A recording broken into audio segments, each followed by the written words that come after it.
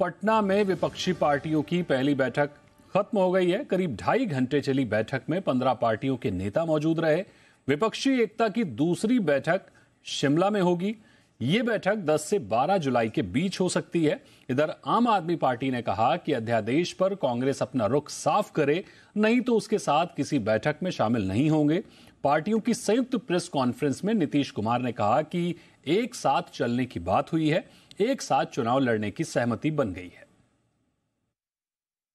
काफी अच्छी मुलाकात हुई है और एक साथ चलने की सहमति हुई है और उसके बाद अगली मीटिंग कुछ ही दिनों के बाद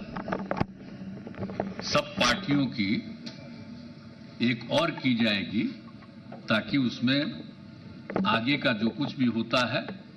जो एक साथ तो चुनाव लड़ने के बारे में आज एक सहमति हो ही गई है और सब तरह का सहमति हुआ है।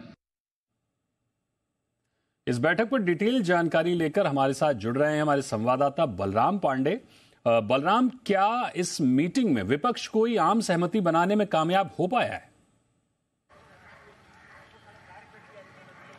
देखिए, आपको बता दें कि इस बैठक में विपक्ष एकजुट होने की जो बात कर रहा था वो एकजुटता नजर आई, लेकिन कहीं ना कहीं अध्यादेश को लेकर के आम आदमी पार्टी और कांग्रेस में तीखा वार हुआ है और आम आदमी पार्टी ने स्पष्ट कहा है कि जब इस बैठक में 15 विपक्षी दल शामिल हुए हैं और उनमें से 3 दलों की जो भागीदारी है वो राज्यसभा में नहीं है क्योंकि उनके राज्यसभा सांसद नहीं है, लेकिन 12 दल ऐसे हैं जिनकी भागीदारी राज्यसभा में है और उनके राज्यसभा में सांसद भी हैं, लेकिन 11 दलों ने अपनी सहमति इस बैठक में भी अध्यादेश के खिलाफ दे दी है। और जो कांग्रेस है वो इस अध्यादेश को लेकर के चुप्पी क्यों साधे है? क्यों नहीं वो कहती कि इस अध्यादेश के खिलाफ वो मोदी सरकार के खिलाफ खड़ी होगी और कहीं ना कहीं जो आम आदमी पार्टी के खिलाफ ये अध्यादेश लेकर गया है वो कहीं ना कहीं गलत है। लेकिन जिस तरीके से आप देखिए विपक्ष पूरा एकजुट हुआ, इस बैठक में शामिल हुआ, लेकिन जिस तरीके से अरविंद केजरीवाल कह रहे थे कि विपक्ष के सामने वो अध्यादेश का मुद्दा रखेंगे और ऐसा ही हुआ। जैसे ही बैठक शुरू हुई अरविंद केजरीवाल खड़े हुए और उन्होंने अध्यादेश को एक मुद्दा बनाया और कहा कि पूरा विपक्ष इस पर एकजुट हो, क्योंकि ये जो प्रयोगशाला उन्होंने दिल्ली को बनाया है वो सिर्फ अध्यादेश ला करके ये दिखाना चाहते हैं कि हम इस तरीके से जो विपक्षी दलों की सरकारें चल रही हैं राज्यों में उनको हम प्रभावित करेंगे, उनके कामकाज को रोकेंगे। उन्होंने कहा दिल्ली तो सिर्फ एक बहाना है, आने वाले दिनों में जो अन्य राज्यों में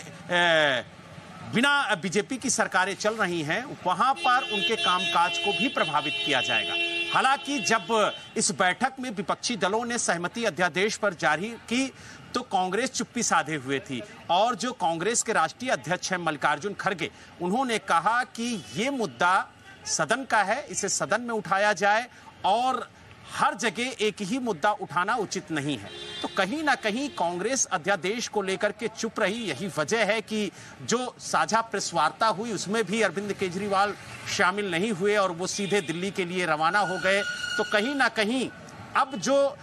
एकजुटता की बात हो रही थी उसमें कहीं ना कहीं फूट पड़ती हुई नजर आ रही है, क्योंकि आम आदमी पार्टी ने बयान जारी करके कहा है कि कांग्रेस पहले अपना रुख स्पष्ट करे कि वो अध्यादेश को लेकर के आम आदमी पार्टी के साथ खड़ी है या फिर भारतीय जनता पार्टी के साथ खड़ी है, क्योंकि जब तक कांग्रेस अपना रुख स्पष्ट नहीं करती है तब तक वो विपक्ष की किसी भी बैठक में शामिल नहीं होंगे। तो यानी कहीं ना कहीं जो 12 जुलाई को हिमाचल के शिमला में बैठक होनी है विपक्ष की, जो आयोजित की गई है, आज उसकी औपचारिक घोषणा भी मल्लिकार्जुन खड़गे ने की है कि 12 जुलाई को शिमला में अगली बैठक होगी विपक्षी दलों की। तो ऐसे में अगर आम आदमी पार्टी इस बैठक में शामिल नहीं होती है तो कहीं ना कहीं जो एकजुटता की बात हो रही थी, जो ये कहा जा रहा था कि पूरा विपक्ष एकजुट हो करके 2024 के चुनाव में भारतीय जनता पार्टी का जो विजय रथ है उसे रोकेगा, तो कहीं ना कहीं उसमें फूट पड़ती हुई नजर आ रही है। हालांकि 12 जुलाई से पहले अगर कांग्रेस स्पष्ट कर देती है अपना रुख तो शायद समझौता हो जाए, लेकिन अगर नहीं करती है तो आम आदमी पार्टी उस बैठक में पार्टिसिपेट नहीं करेगी, यह स्पष्ट कह दिया है आम आदमी पार्टी ने। लेकिन अब देखने वाली बात यह होगी कि नीतीश कुमार की जो भूमिका है वो क्या रहती है, क्योंकि उन्होंने बीड़ा उठाया है कि विपक्ष को एकजुट करके 2024 के चुनाव में भारतीय जनता पार्टी को हराया जाएगा। लेकिन जिस तरीके से आज पटना में बैठक हुई, क्रांति धरा पटना कहा जाता है, लेकिन ऐसी बैठक में भी अगर नाराजगी सामने दिख रही है तो कहीं ना कहीं जो विपक्षी एकता को लेकर के भारतीय जनता पार्टी सवाल खड़े करती है कि ये चुनाव से पहले एकजुट होते तो हैं, लेकिन जब चुनाव आता है तो ये बिखर जाते हैं। तो उसकी तस्वीरें आज भी दिखी हैं। बिल्कुल, ये तल्खी जो साफ तौर पर दिखी कि आम आदमी पार्टी और कांग्रेस में जो तल्खी दिखी पहली ही मीटिंग में, अब वो अगली मीटिंग तक क्या रुख लेती है, क्या तस्वीर पेश करती है, वो देखने लायक होगा। तो बहुत शुक्रिया करेंगे बलराम आपका हमारे साथ जुड़ने के लिए और इस पूरी खबर को विस्तार से बताने के लिए।